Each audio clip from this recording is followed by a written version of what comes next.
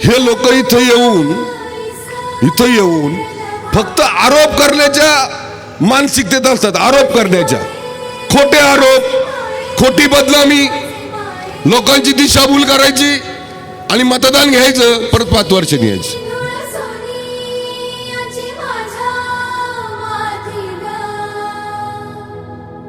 ज्या लोकांनी असं चुकीचं काम करून हे घरकुल स्थापन केलं आणि घरकुल मधल्या लोकांची दिशाभूल करून फसवलं घरकुल मधल्या लोकांना.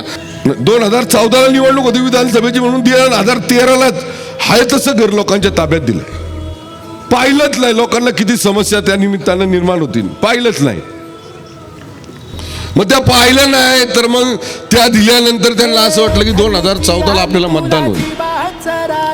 पण 2014ला लोकांनी त्यांना पाडलं आणि मला अपक्ष निवडून आणलं.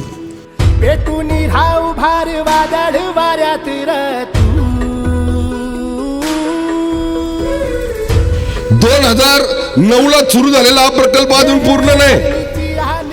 2014 नंतर आदरणीय पंतप्रधान नरेंद्र मोदींनी PMYच्या माध्यमातून प्रत्येक कुटुंबाला घर मिळालं पाहिजे या संकल्पनेत आम्ही जी घरं केली PMYची ती जाऊन पहा, त्याची क्वालिटी पहा, तिथं समस्या येतात का तिथल्या नागरिकांना विचारा. आणि आम्ही जवळजवळ 12-13 हजार घरं दिली आणि सांगितलेल्या वेळेत दिलीत. हे आमचं काम बोलतंय.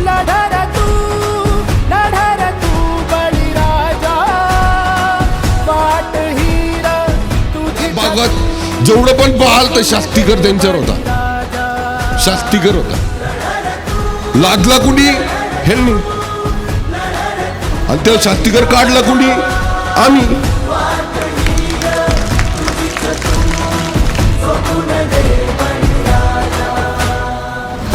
मला विश्वास द्या हात वर करून सगळ्यांनी, माझ्या स्वाभिमानी पिंपरी चिंचवडकरांनी, माझ्या स्वाभिमानी घरकुल मधल्या प्रत्येक कुटुंबातल्या नागरिकांनी मला हात वर करून विश्वास द्या, येणाऱ्या या 15 तारखेला आपण सगळ्यांनी भारतीय जनता पार्टीच्या या 4 उमेदवारांना जास्तीत जास्त मतांनी निवडून द्या.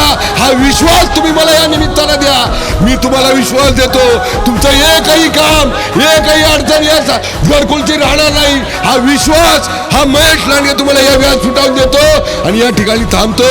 जय हिंद, जय महाराष्ट्र, जय श्रीराम, जय भीम.